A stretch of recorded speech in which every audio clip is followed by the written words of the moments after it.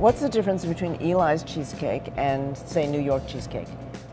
Well, I think that our texture is different. It's richer and creamier. I think New York is more, you feel like you're maybe eating a little bit more like straight cream cheese, and that's because we use sour cream, and we have a cookie crust, an all butter shortbread cookie crust instead of a graham cracker crust. There's always cream cheese, there's egg, there's sugar, then we have sour cream, and then we put Madagascar vanilla. Eli's cheesecake is different. He broke the rules a little bit.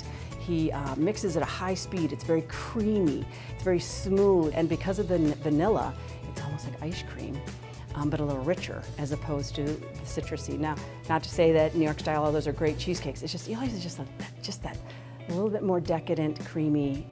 Eli was asked to be like on the committee to plan this event called Taste of Chicago. So Eli thought, well, I'll take out a booth. That'd be cool to see if like other people, other than our customers, like the cake. Yeah.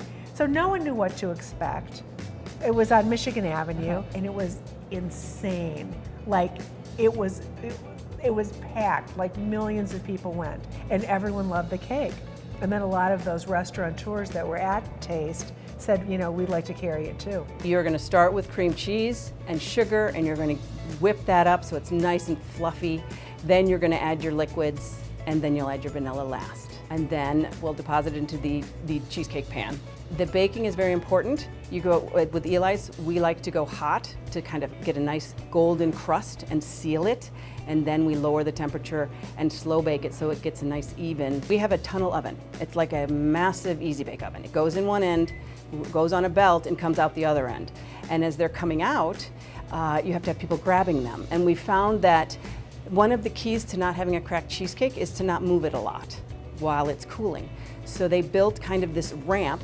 So the cheesecake is on a conveyor belt, it goes onto this ramp, and then it goes onto this big, huge spiral. And it goes all the way up and slowly cools. All our cheesecakes leave to our customers cut. Then gets shrink wrapped and put into its box and packed up, put on pallets to go out to all of our customers all over the country.